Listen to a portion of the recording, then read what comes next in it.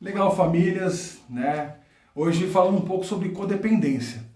E aí, até atendendo algumas famílias que sempre nos solicitam, né, e fazem algumas perguntas, é importante a gente falar alguma coisa, algo importante dentro da codependência. Que muitos terapeutas nós tratamos como o afastamento emocional, né, que precisa exercer para quê? Para que a pessoa, o codependente, no caso, a família adoecida, né, tenha esse afastamento emocional para que ela consiga tomar decisões cabíveis dentro e pensando no processo de recuperação do seu ente querido.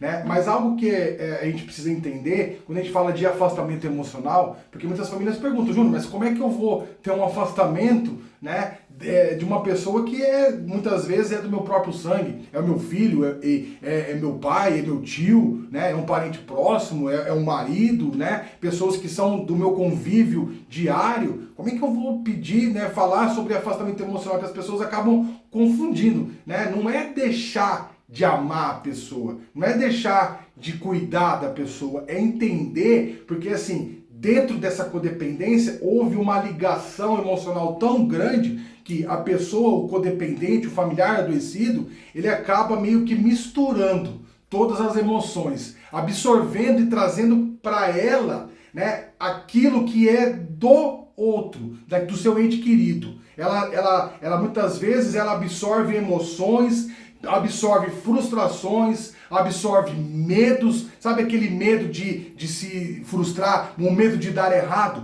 Porque assim, uma das características da dependência química e do dependente químico, do alcoolista, é que é uma pessoa muito indecisa, né? Uma pessoa que tem dificuldade de tomar decisões. Porque ela está adoecida com a dependência. E ela não sabe, muitas vezes, decidir por si próprio. Já até perdeu isso dentro da adicção, né? Então, assim, aí a família fica sempre tentando controlar algumas situações. E por isso que existe essa ligação emocional tão grande. E quando a gente fala de afastamento emocional, o significado verdadeiro dele não é que você precisa deixar de gostar, eu não vou mais me importar com ele. Não. É você entender que algumas coisas não são de sua responsabilidade.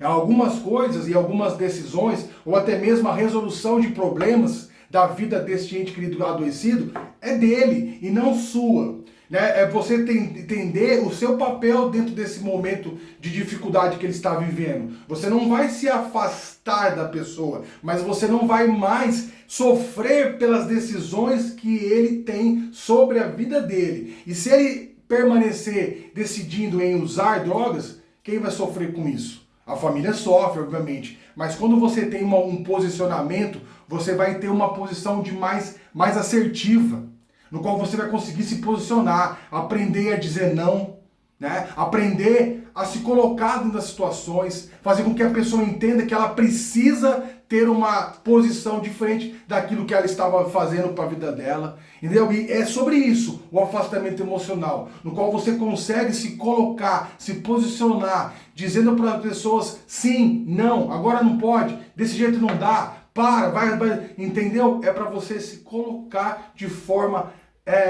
decisiva, não sendo mais aquele passivo dentro das atividades, porque a codependência faz isso com a pessoa. A pessoa se torna tão passiva que eu tenho um sentimento que é muito perigoso dentro dessa codependência, que se chama culpa.